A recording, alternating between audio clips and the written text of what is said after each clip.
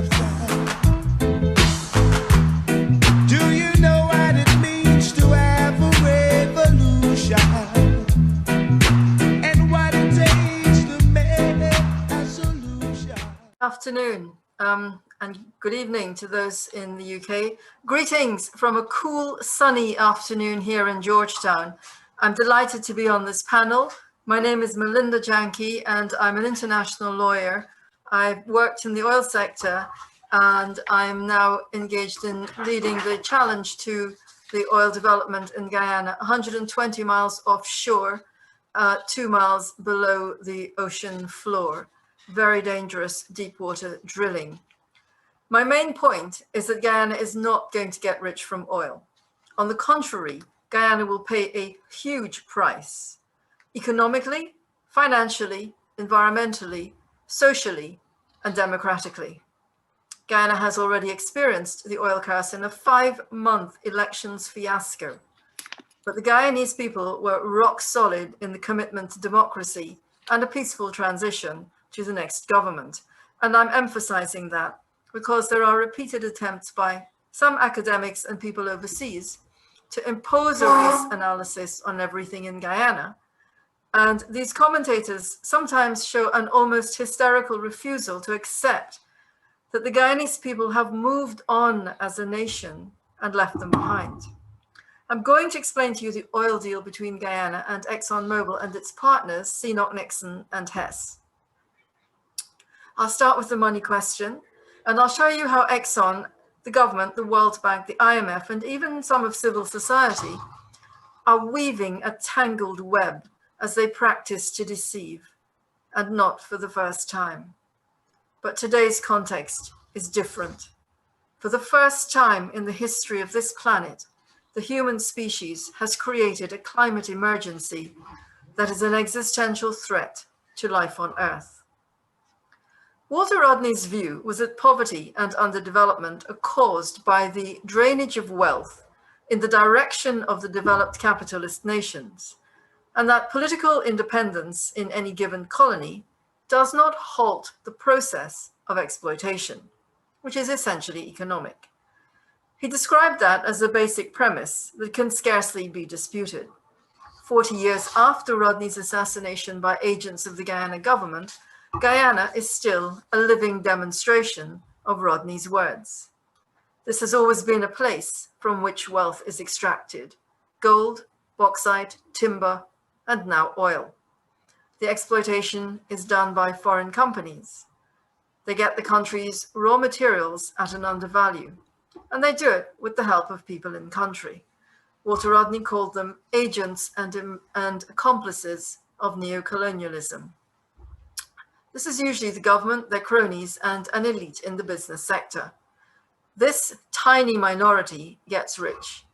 In extractivism, you can end up with a country whose resources are sold to the lowest bidder, and in which the rule of law is undermined.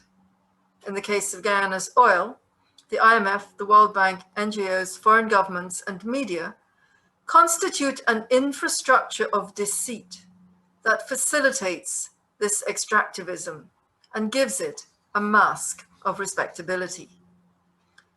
Within extractivism, the oil sector stands out for destroying countries, freedom, and the natural world. Venezuela, Chad, Nigeria, the list is too long. Developed countries also suffer if they have oil or want it. The United States' obsession with energy security based on oil has produced a self-defeating foreign policy and eye-wateringly expensive wars that have damaged America's economy and international standing. Europe produced the phenomenon known as the Dutch disease. Norway has managed its wealth brilliantly. But Norway got that wealth by stealing from future generations, violating every principle of intergenerational equity, and contributing to the climate emergency. Norway is the best example of marketing an environmental catastrophe as a social and economic success. Within the oil sector, Guyana's deal with ExxonMobil and partners stands out for its extreme exploitation of the Guyanese people and their resources. In 2018, I examined the oil contract in detail, and I will not repeat that analysis here as it's readily available on YouTube. But in brief, this is a production sharing arrangement. Guyana gets 12.5% of the physical oil to collect and sell, plus a 2% royalty. Everything else goes to ExxonMobil and the partners, who pay no taxes or duties whatsoever. They get back every dollar they spend to get the oil out. Every month, ExxonMobil and partners can take up to 75% of the oil to cover their expenses, and they take the remaining 12.5% as their profit, on which they pay no tax. The costs run to billions of dollars, and Guyana has no control. ExxonMobil has already presented Guyana with a bill for about $1 billion. These were ExxonMobil's costs until Raphael Trotman, the former petroleum minister, decided that the people of Guyana would pay them instead. My own view is that Trotman acted illegally and the pre-contract costs should be challenged in court. Illegality is a recurring theme in Guyana's oil sector. In effect, the government gave ExxonMobil and partners the equivalent of a blank check. This is extractivism at its worst. Even the IMF has criticized it. Guyana is not going to get rich from this deal. Last month, IEFA, the Institute for Energy Economics and Financial Analysis, produced a fiscal analysis of the petroleum deal with ExxonMobil. IEFA is a global energy think tank with a formidable reputation. The IEFA report says that for the next 3 years, oil revenue is not even going to cover Guyana's budget deficit. So the government of Guyana is telling the Guyanese people oil will make them rich, when in reality, the Guyanese people will get not revenue, but debt, as the government borrows to cover its spending. IEFA's report warns that after 5 years, Guyana will owe ExxonMobil and partners a minimum of $20 billion US. That's money that has to be paid out of the production in the upcoming years. In the meantime, ExxonMobil is racking up more costs in its petroleum operations, and it's a never-ending cycle of debt. Because at the end of the oil project, the decommissioning or abandonment costs can run into millions of US dollars, possibly billions, and Guyana could end up paying. All of this assumes that there is no tanker accident, no oil spill, no well blowout. Exxon's own maps show that if there is a well blowout, the oil could reach as far as Jamaica. Wiping out the blue economies of the Caribbean would leave Guyana with an unimaginable bill for compensation, as well as devastating the environment. No sensible oil analyst ever projects more than 5 years, and IEFA does not, but they do warn Guyana that beyond 5 years, the outlook for the oil sector is negative. It's not going to get better. The deal is not going to make Guyana rich. Some people cannot accept that. They get angry when confronted with the facts of a declining fossil fuel sector. Steve Biko, the South African freedom fighter, murdered by the forces of apartheid, once said that the most powerful weapon in the hands of the oppressor is the mind of the oppressed. We see a form of that oppression when people cling desperately to the false promises of oil wealth and expose Guyana to financial, economic, and environmental disaster rather than face reality. The infrastructure of deceit is part of the weapon to control people's minds and facilitate the exploitation of Guyana. I've discussed the colonial origins of the Bretton Woods institutions elsewhere, and I won't repeat that, but I will give some examples of the infrastructure of deceit that is necessary to prop up extractivism in Guyana. In 2017, an IMF working paper warned that oil prices would fall, that renewable energy would take over, and that the most crucial policy item for oil exporting countries was to diversify away from oil. IMF urged governments to speed up that transition because of climate change. Yet 2 years later, the IMF publicly announced that Guyana's GDP would grow by 86% in a shrinking fossil fuel market.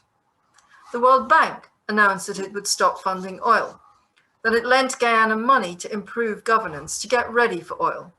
The loan is illegal under national law. So much for improving governance. Guyana's legal regime does not allow flaring of natural gas, but ExxonMobil has flared billions of cubic feet of natural gas. The Environmental Protection Agency and the government are doing nothing to stop it. Guyana, a carbon sink, is now the 5th biggest polluter from flaring on the entire planet. And Guyana has not even been producing oil for 1 year.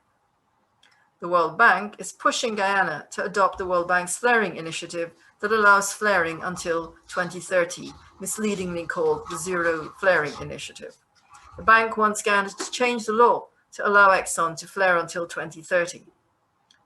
But the bank accepts that climate change is an existential threat. What planet does the World Bank think that Guyana is on? In 2018, opposition leader Jagdeo reached a similar conclusion to IEFA, and he said that between 2020 and 2025, Guyana would not get revenues to make a significant impact on people's lives. He estimated about $300 million per year. Then in 2020, Vice President Jagdeo said that the government will build a pipeline to take gas to shore for energy. The cost is estimated to be about $400 million. That's 100 million more than the entire oil revenue expected for 1 year. Anybody who knows anything about pipelines will tell you that even this 400 million is a serious underestimate. The rationale for spending these millions of US dollars is to give cheap electricity to Guyanese people living on the coast. The World Bank is also pushing this project. However, the World Bank's own report says that there is little or no domestic gas market in Guyana. So Guyana's revenue will be far less than expected, and even that little is likely to be squandered on vanity projects like the gas to shore pipeline. Now, Guyana has made a commitment under the Paris Agreement, an international treaty on climate change, and Guyana has said that the country will convert to 100% renewable energy by 2025, provided it gets financial help. So it seems there's no money for renewable energy, but the government can find millions of dollars for natural gas, which is well on the way to becoming a stranded fossil fuel asset. Indeed, the IDB, the Inter-American Development Bank, has warned countries about the risk of stranded fossil fuel assets in Latin America and the Caribbean. And what is the IDB doing? It is also lending Guyana money to do oil. Civil society is a small tool in the infrastructure of extractivism. Conservation International Guyana got $10 million from ExxonMobil to work on sustainable livelihoods. Do they not realize that there are no jobs on a dead planet? Global Witness told Guyana, let ExxonMobil extract 8 billion barrels of oil and you will get $168 billion. That $168 billion figure was false, even in January when Global Witness first put it out. The international press, Wall Street Journal, the New York Times, Bloomberg, and so on, repeatedly assert that Guyana will get vast wealth no matter what they are told. The BBC, which has a history of misunderstanding Guyana, has even said that Guyana could be the richest country in the world. And Guyana is not immune from the influence of other governments. The Canadian government used taxpayers' money to pay Alison Redford, the disgraced former Premier of Alberta, to review an Exxon field development plan. She approved the plan in record time. The Kaikoura newspaper in Guyana has recently revealed that Redford received money from an Exxon subsidiary when she was Premier of Alberta. The examples are endless. Samir Amin was not thinking of Guyana when he wrote that political domination is now expressed through a new style political class and a media clergy, both dedicated exclusively to serving the abstract capitalism of generalized monopolies. But he could have been. Guyana's partner in this financially foolish oil venture is, of course, ExxonMobil, and here is IEFA's assessment. ExxonMobil, The lead company under the contract is in severe financial distress. It was once the leader of the world's economy. It had a market capitalization of 527 billion in 2007. It is now worth under 150 billion, and it may have to write off 20% of the company's assets at year end. Several of the company's major recent oil investment plans have failed to meet profit expectations, and others have failed completely. ExxonMobil faces an uncertain future regarding its investment priorities, and its current short-term problems make its role as a partner for Guyana more a source of concern than a guarantor of stable future profits. A stark warning indeed for Guyana. AIFA's analysis is that investors have lost confidence in the oil and gas market. It was once 29% of Standard & Poor's 500 investment index, and now it's 2.3% and shrinking. AIFA says that the long-term costs of the Guyana deal far outweigh the benefits to Guyana as the oil industry declines. This is the worst possible time for Guyana to start to do oil. The party is over. Guyana missed it. So is it time to call a halt? Yes. There are dangers to Guyana financially, economically, socially, environmentally. And there is another more compelling reason. The climate emergency on this planet, today, right now. Not tomorrow or in a few years' time, but now. From 1751 to 2018, over 1.5 trillion tons of carbon dioxide has been spewed into the Earth's atmosphere. 25% of that has come from the United States. The American dream has helped to destroy the future for children and grandchildren. That's not a dream, but a nightmare. The European countries have emitted 22% of all carbon dioxide since 1751. The Europeans are very proud of their civilization, but it's costing the Earth. That's nothing to be proud of.